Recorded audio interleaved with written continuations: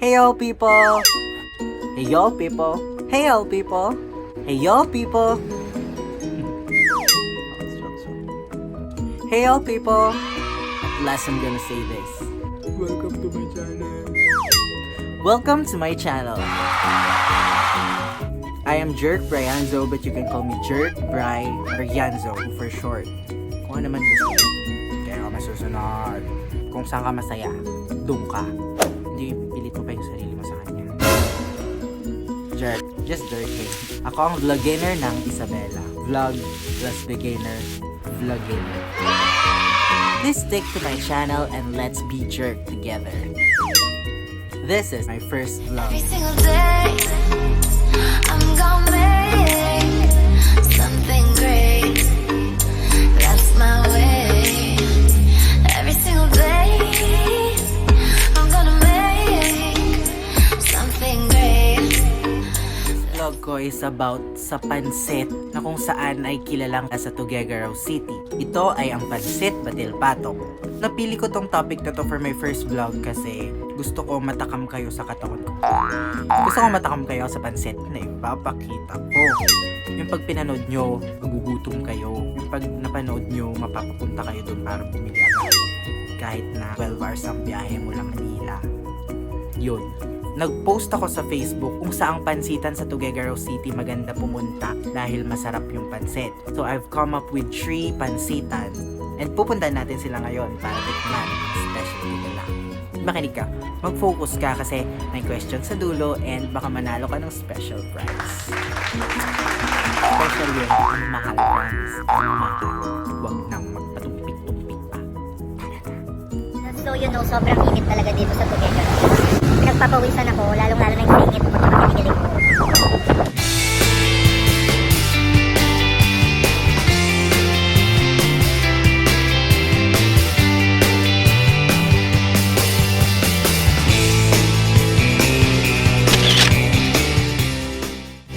Hi guys! So, our first target is Gyros.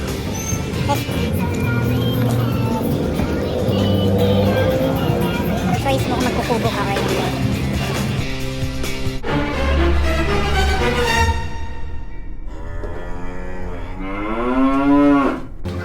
Ano orderin? So may regular, special, super at super special. Ang orderin natin is sige, akala ko super lang. Super special na.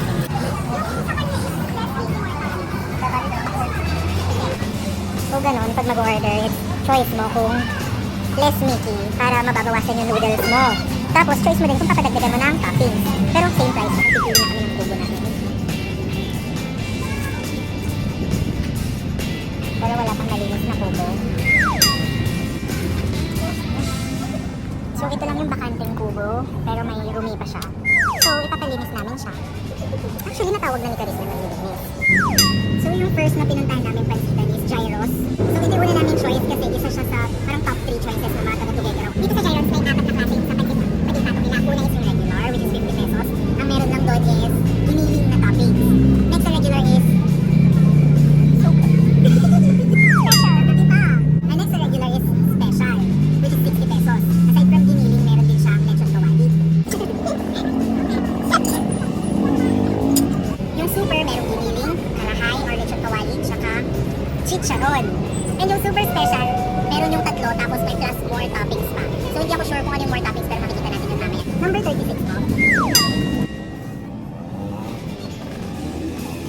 So ito yung sa akin. Ito yung super lang. Ito yung 80 tapos ito yung 90. Tignan mo yung super special, mas marami talaga siyang toppings. So tasting portion na para sa Giant Gyros spicy.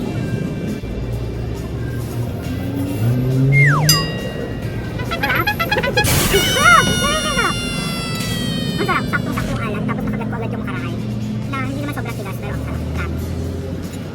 So halo ko na. Ito lang yung favorite yung egg niya. Ganda ng pagkakaluto. Yun yung focus na yun. Ganyan yung egg na gusto ko. I love eggs talaga. Yun, so tingnan natin yung egg. Ang sarap! Ingat na! Okay, so nabusog po kami dito sa Gyros and punta na tayo sa next pansitan. Tara!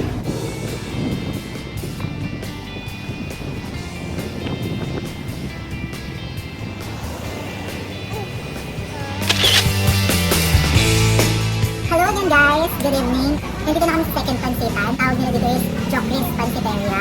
Isa din to sa top picks ng mga taga-Cagayan kasi kung titignan natin, gabi na dito, parang almost 8 o'clock na. Pero kung titignan natin, puno pa rin. Naghintay kami ng mga ilang minutes bago kami makapasok dito para magka-table. Sa kanina meron ding apat. Dito meron ding apat na specialties. Yung regular 60 pesos lang siya pero walang egg. Same sa special pero 70 pesos. Tapos yung super nila 80 pesos siya with chorizo. Tapos yung mega which is yung in-order namin 100 pesos siya with fried calamares. Let's check this.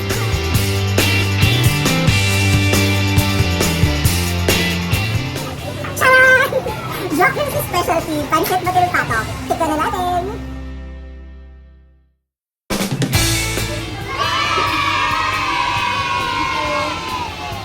Pinaka-reason kung bakit gusto kong puntahan tong Jokris Pansiteria is yung toppings nilang calamares. So yun yung una kong titikman. So isasaw ko na siya sa soup.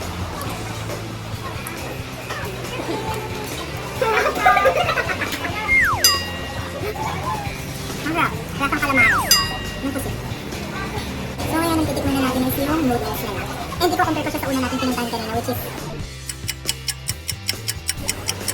gyros.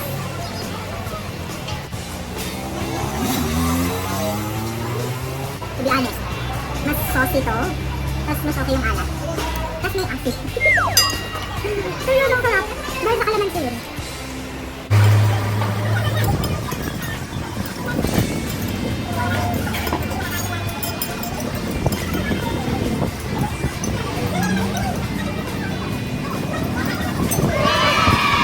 Okay, tapos na kaming kumain sa Jokris Pansiteria. Sabi ko lang napakasarap. And since gabing-gabi na, bukas na ulit tayo maghahanap ng pansitan. And may take-out ako guys. Bye-bye!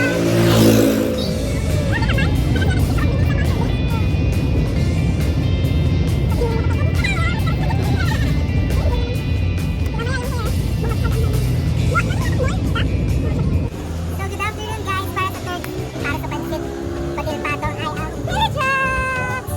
Tara, tikman na natin. Let's go inside.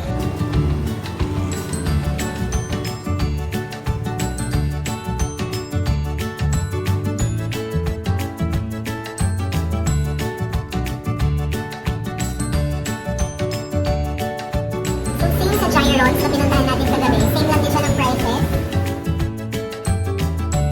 Ang pinagkaiba nila is yung tawag nila doon kasi dito may regular, special, super, tsaka the best. Ito yung the best ang titikman natin for today.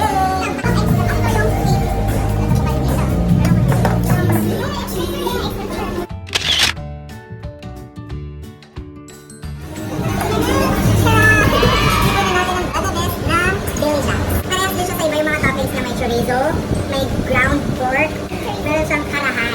And sa lahat ng batil-bato, meron din silang egg na yun. So gusto ko magpakita sa inyo pag-bitak ng egg. 1, 2, 3, go! Kita mo yan, yan yung favorite ko, kaya yan muna natin titikman. Sarap ng egg. Okay, noodles na.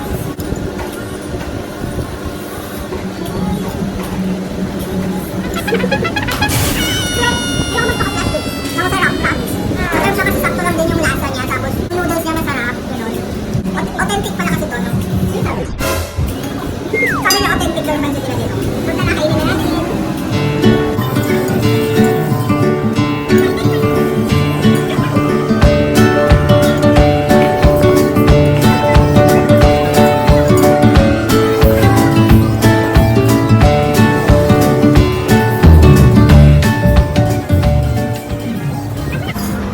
So tapos na kaming kumain sa last destination para sa pansit batil pato.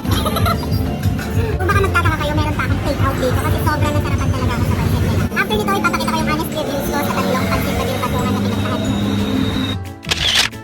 It's time for my honest reviews. First up, Gyron's Pansiteria. Ang pinaka nagustuhan ko sa Gyron's Pansiteria is yung mismong pagkakaluto ng noodles nila. Yung hindi siya overcooked tapos di rin matigas. Basta ang sarap. Second is Jokris Pansiteria. Ang pinaka nagustuhan ko is yung toppings. Grabe, calamares. Sino makakaisip na gawing toppings na pansit ang calamares? Hindi ko meron. Yun daw yung pinakamasarap. Grabe, bagay na bagay. Lastly is Villagers. Aside sa restaurant nila na very cozy ang design, yung lasa niya, sa kanya yung lasa na pinaka-nagustuhan ko. Sa kanya yung pinaka-perfect na lasa. Nakulangan ako sa toppings, pero yung lasa na nagkalat. Yun. For overall reviews, lahat masarap. Lahat dapat tikman, lahat dapat tiktahan. So, pangintay mo, biyahe na. Magpuntang Tuguegarao City. Actually, hindi lang sila mga stores doon, ang dami pa. And lahat sikat, lahat makikita mo sa Facebook, lahat makikita mo sa Waze. Try mo. That's that's it for my first vlog. Sana natakam kayo. Sana nagustuhan nyo. So here's the question. Magkano yung super special ng Jyrons? Magkano yung mega ng Jokris? And magkano yung the best ng Billy Jacks? Pakitignan na rin sa description yung mechanics para manalo. Ang tumataginting na premyo ay 100 pesos worth of load! O hindi ka rin makakapulot ng 100, kala mo. I will announce the winner next week sa aking Facebook account. So make sure to follow my Facebook account also. Please don't forget to hit like, comment down your thoughts, and please make sure to subscribe. Bagong tambayan ng tao, Jerk Brianzo. But you can call me Jerk, Bri, or Yanzo for short. That's it. I hope you enjoyed my first vlog. Thank you. Bye.